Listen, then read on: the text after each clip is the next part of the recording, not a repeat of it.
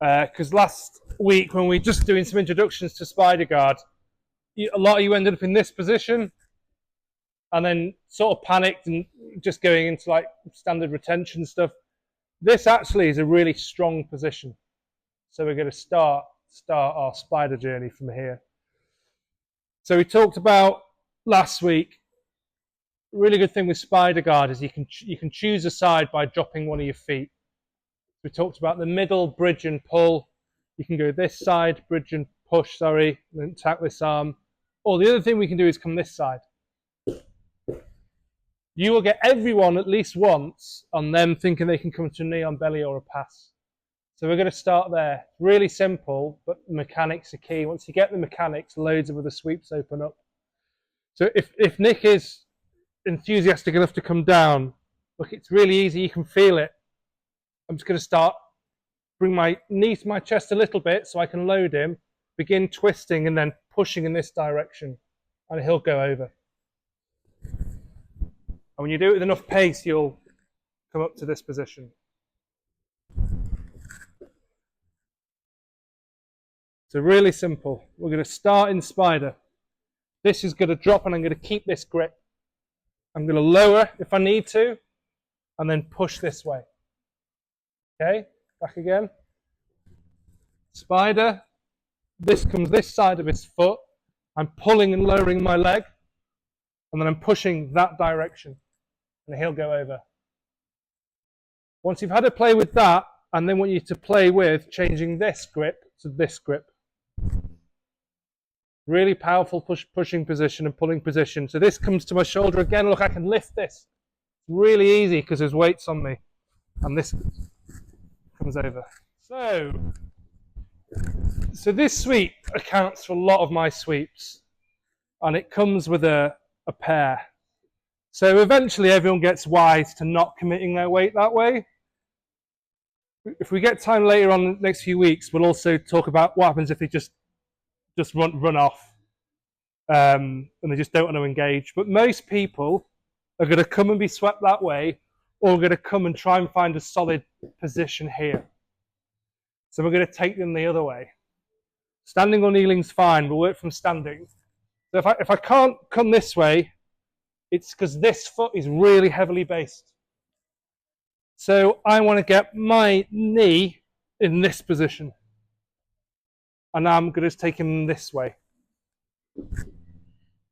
I'm going to switch grips. So I've got bottom leg and bottom arm, and then stand up.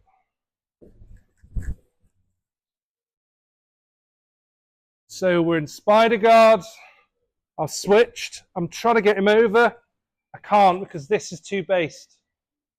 You can, if you want, switch to this grip, and I want to get my hip as close to his ankle as I can. And it's my knee. I want to see my knee under his legs, and then I'm taking my foot this way because I've in effect got this leg, got this side base. And you want to get these grips and then come up. Any questions? Let's see it again. This way. So in Spider Guard, I've gone for this sweep and I can't get him over because he's too solid on this leg. So I want to get my hip as close to his ankle as I can and get my knee through this gap. So I've trapped his foot. You might grab his ankle as you do this. And then taking him that way. So it's a push and a curl down. Get sleeve and trouser grip, and you can come up, usually knee on belly.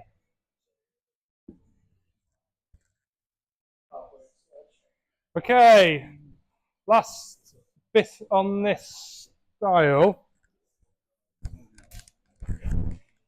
So we've talked about coming down to here, bringing your knee to your chest. If the guy isn't dropping, you can switch grips and pull him in. Just to make a really important point, secondary grips are key in this position. This position where I've only really got one spider, it's a lot easier for Nick to pass me. So the fight becomes for this secondary grip, right?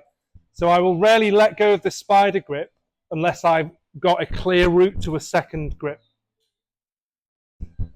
So the couple of things I want to talk about is another thing you can do with this foot.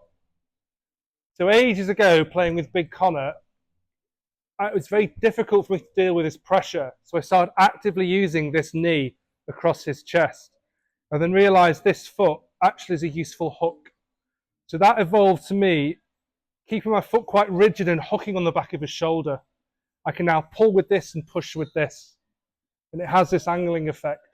It's not mega strong, but it will buy you a good few seconds to get secondary grips.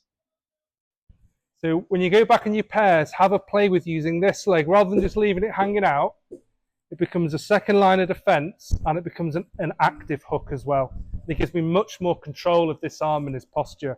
Now I've got a few more seconds to come and reach for secondary grips. The other thing I'd like to get you to play with, is from whatever grip configuration, when I sweep this way, I'm going to pause a second and watch if I can get this leg out. As Nick starts to come up, triangles are there. Okay, he's got to use this hand to get up. Stay there, stay there. What a lot of the time he'll do, he'll come to this elbow, look, triangle. And it's a safe triangle because I'm not in any risk of being stacked at that point. So back into your pairs, play with the grips again, play with your foot as a hook on the shoulder, and then play once you've swept, pausing for a second until they come to that bottom elbow, and then shooting in for a triangle. And either using it to set up a triangle or an armbar.